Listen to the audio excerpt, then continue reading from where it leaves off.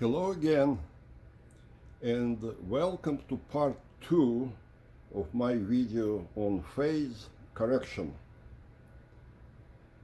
And if you remember from the last one, the first episode, I checked 3 tape machines for the presence and not presence of this particular feature.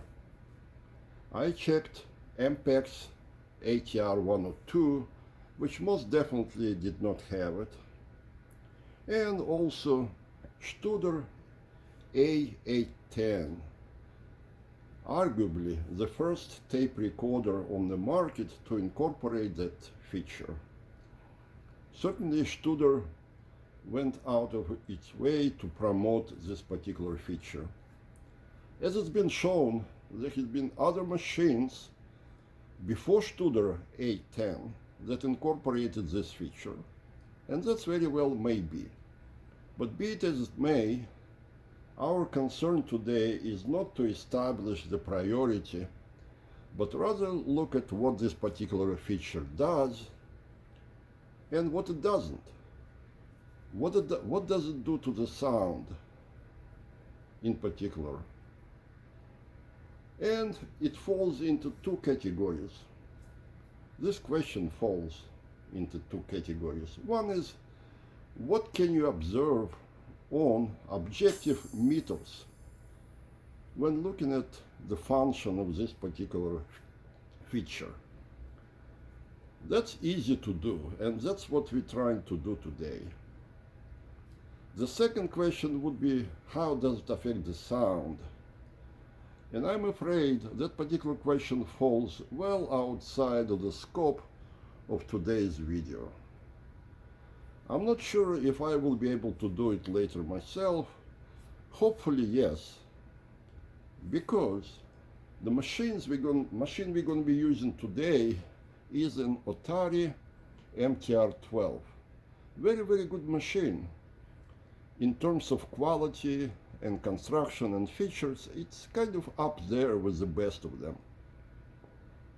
And this machine has front panel adjustable phase correction controls, one for each of its 3 speeds, which makes it a perfect vehicle for this type of evaluation. But like I said, the sonic evaluation is not going to be happening today. Today we're going to just look at the charts, at oscilloscopes, and decide whether we are seeing a noticeable objective effect of this particular feature. So today's video is going to be fairly short, and this is the main reason I let you hear this wonderful, wonderful piece up front. That's Scriabin's Etude number 12, of course, played by Vladimir Horowitz. And with this much out of the way, let's go ahead with our today's observations. So here again, we are watching just a square wave. In this case, it is 5 kilohertz.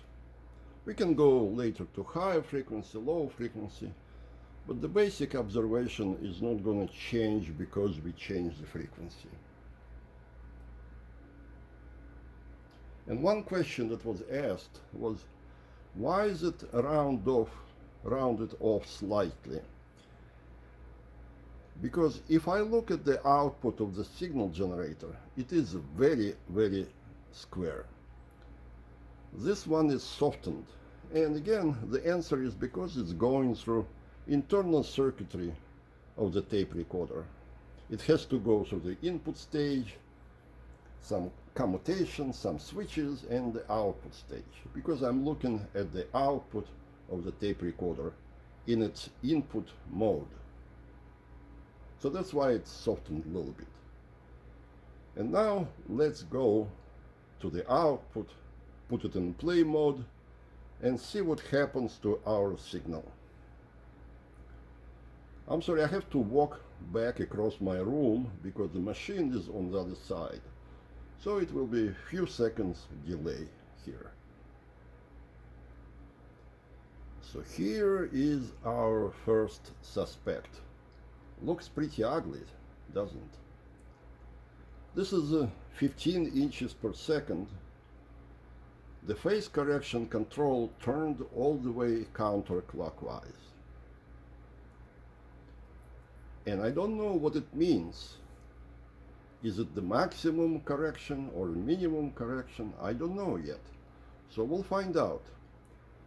So let's remember this not very pretty picture and go try to adjust it to maybe midpoint on the control. And before I do that, let me lower the frequency a little bit. You see, that's probably even uglier. Anyway, let's go to midpoint. And here it is.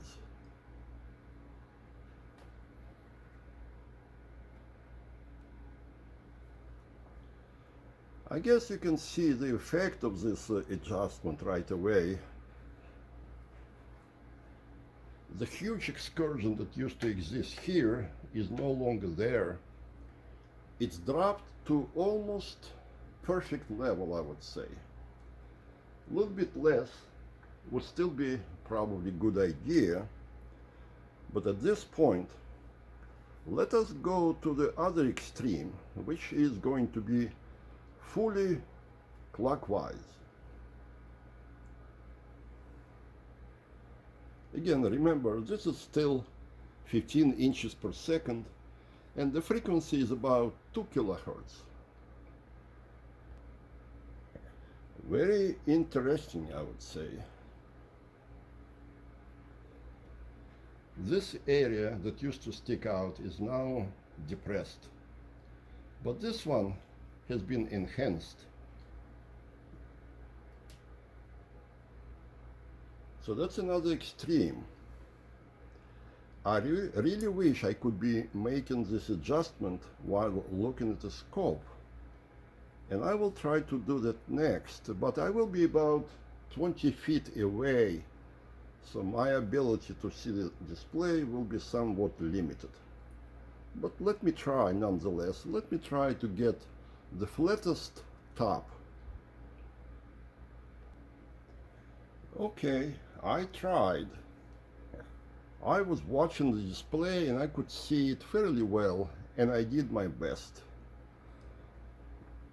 So as you see, at this point, those two peaks are about the same in magnitude, but they still are very pronounced.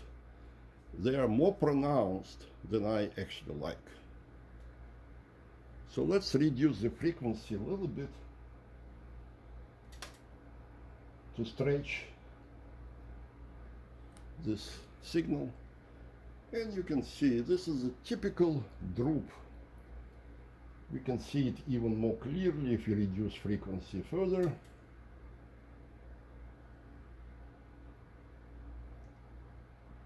You see, this is a normal droop associated with interstage coupling capacitors, the high-pass filter of limited time constant. So very low frequencies will be producing this type of droop in the signal. But overall, that's what you see. Two very pronounced peaks of about the same magnitude.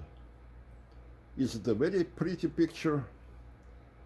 I've seen prettier, I'll be honest with you. But be it as it may, this is what we have. And if you go back to 2 kilohertz frequency, that's what it is. So let me go back to other extreme to remind you how it looked initially. I couldn't see it very clearly. See, awful. This is an awful picture. So this extreme is definitely not good at all. The second peak disappeared completely, this area is depressed, this one is still very strong. So I'll make one more attempt trying to bring those two peaks in balance. I think I will be somewhere close to the midpoint. Once again, I think this is about the best I can do. And we should probably just leave it there. I don't think we can make it any better. Just to remind you, that was 15 inches per second speed. Next, we're going to do the similar adjustments at 30 inches per second.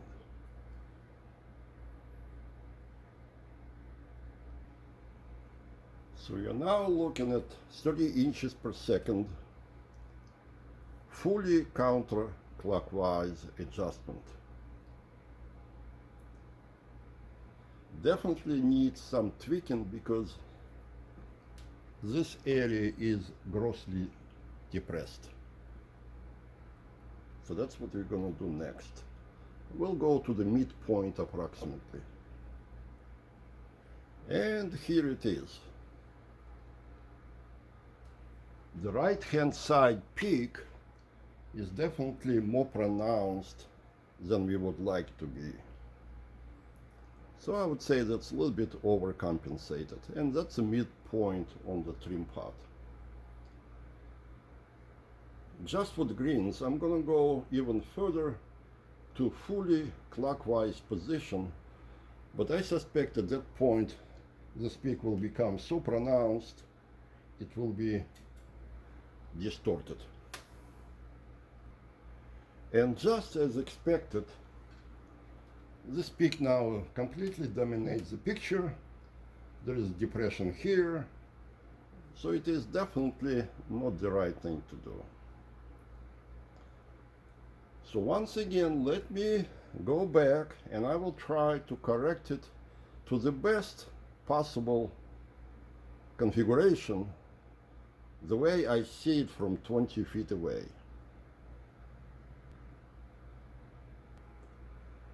And here is my best result while watching from 20 feet away and sitting in a very uncomfortable position on the floor.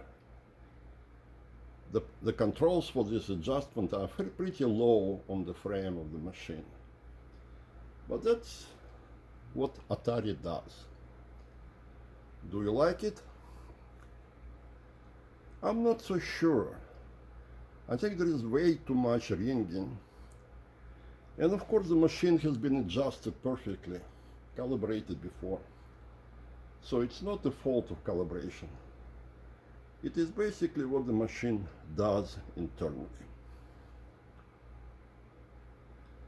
So at this point, let's go back to our, I would say, golden standard, MPEX ATR-12. Let's look at it again and see if it is still what we like, and perhaps even maybe the best of the bunch.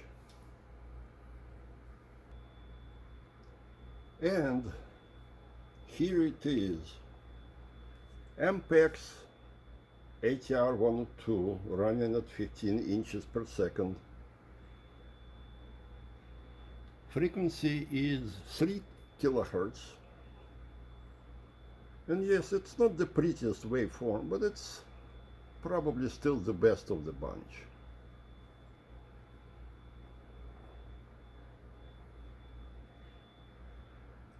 And the last, let me take a look again at MPEX doing 30 inches per second at the same frequency. And here it is. Do you think it looks better than Otari's? I do. But how it affects the sound, we cannot tell. If I have time in the next few days, maybe I will give a listen to Otari at different settings of its control. Because now I know how to adjust them, I can always return to previous set point. And by the way, they were set already kind of close to the midpoint. So previously, when I calibrated the machine, I'm sure I already done this particular test, and the result was not different from our observations today.